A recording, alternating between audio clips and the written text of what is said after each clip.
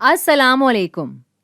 हमने अपनी पिछली वीडियो में प्रोटीन के स्ट्रक्चर पर की थी बहुत सारी बातें।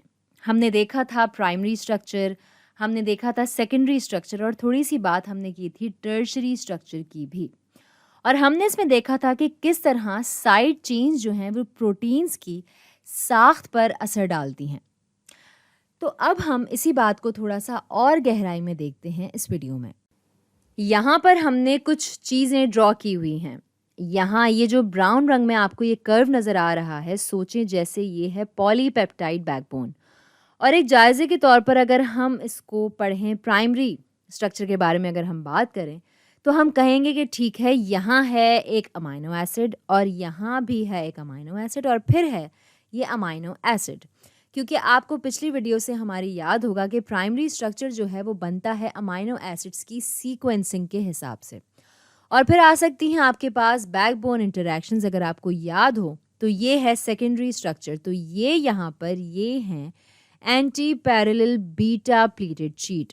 यहाँ पर हैं हाइड्रोजन बॉन्ड्स इन दो बैकबोन्स के दरमियान। हमने यहाँ साइड चेन्स अभी नहीं बनाई हैं और यहाँ पर हो सकता है अल्फा हेलिक्स। और एक दफ़ा फिर यहाँ हैं आपके पास हाइड्रोजन बॉन्ड्स हेलिक्स की लेयर्स के दरमियान। तो अब आते हैं टर्शियरी स्ट्रक्चर पर और ये है साइड चेन्स के बारे में। तो इसकी एक मिसाल जो है वो है यहाँ ये एक गुच्छा बनाया हुआ है साइड चेन्स का। ये है वैलिन। यहाँ हमने बैकबोन अभी नहीं बनाई है जो कि होगी यहाँ कहीं। तो अब वैलिन साइड चेन जो है इसका आर ग्रुप ये है खालिस हाइड्रोकार्बन जो कि होता है हाइड्रोफोबिक। तो एक चीज़ जो इसमें देखने को मिलेगी वो ये कि ऐसे प्रोटीन पर ये साइड चेन्स नहीं चाहेंगी कि ये बाहरी सतह पर रहें अगर ये प्रोटीन मौजूद है एक्वस सॉल्यूशन में, क्योंकि ये होंगे एक्सपोज पानी से। तो ये इस तरह से जो है ये क्लम्प कर जाएंगी, बीच में इधर एक गुच्छा जैसा बना लेंगी क्योंकि इनको पानी नहीं पसंद। ये हैं हाइड्रोफोबिक। तो ये चीज़ असर डालेगी पूरी पॉलीपेप्टाइड चेन की साख्त पर और इस बात पर कि ये चेन किस तरह से बेंट हो रही है या किस तरह इस प्रोटीन का शेप या शक्ल या फॉर्म बन रही है। तो ये है मिसाल हाइड्रोफोबिक साइड चेन्स की। याद रहे कि प्रोटीन होता है 3 डायमेंशनल जो कि इनका शेप बहुत दिलचस्प बनाता है। अब यहाँ आपके पास हो सकता है सेरीन जैसा प्रोटीन भी जिस पर मौजूद है हाइड्रोक्सिल ग्रुप बतौर इसकी साइड चेन। तो पहली बात ये कि चूंकि ये पोलर है, हम जानते हैं कि ऑक्सीजन जो है ये है हाइड्रोजन से ज़्यादा इलेक्ट्रोनेगेटिव। तो ऑक्सीजन पर होगा नेगेटिव चार्ज और हाइड्रोजन पर होगा positive charge, partial negative charge और पार्शियल पॉजिटिव चार्ज। तो ये चीज़ बनाएगी साइड चेन को ज़्यादा हाइड्रोफिलिक। तो ये बाहर रहने में खुश रहेंगे अगर प्रोटीन है एक्वस सॉल्यूशन में और शायद ये हाइड्रोजन बॉन्ड्स भी बना लें दूसरी साइड चेन से भी। तो यहाँ से आप कह सकते हैं कि ये जाएगा ऐसे। ये हरगिज़ असल में ऐसा नहीं दिखता, ये सिर्फ समझाने के लिए इस तरह बनाया जा रहा है। तो ये इस तरह जा सकता है और यहाँ शायद आपके पास कोई साइड चेन हो जिससे यहाँ बन जाए हाइड्रोजन बॉन्ड इस तरह। तो इस तरह ये साख्त और ये स्ट्रक्चर जो है वो रहेगा ऐसा इसकी जगह पर। ठीक है।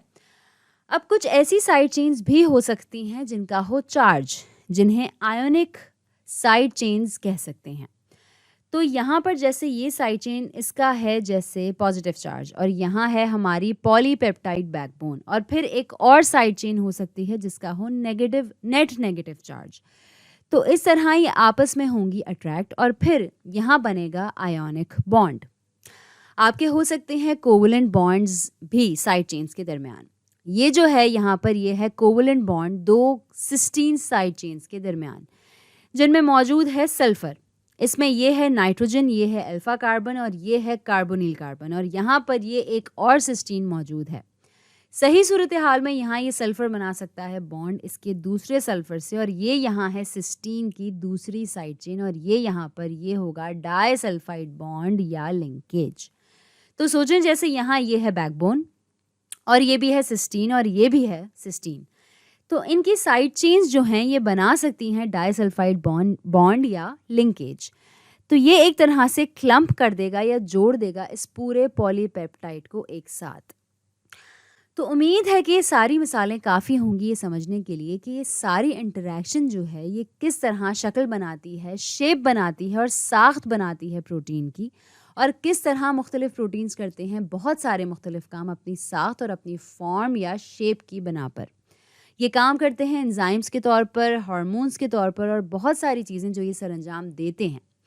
तो ये इनका शेप है, इनकी फॉर्म है और इनकी साख्त ही है जो इन्हें इतना कारआमद बनाती है। तो आज के लिए इतना ही।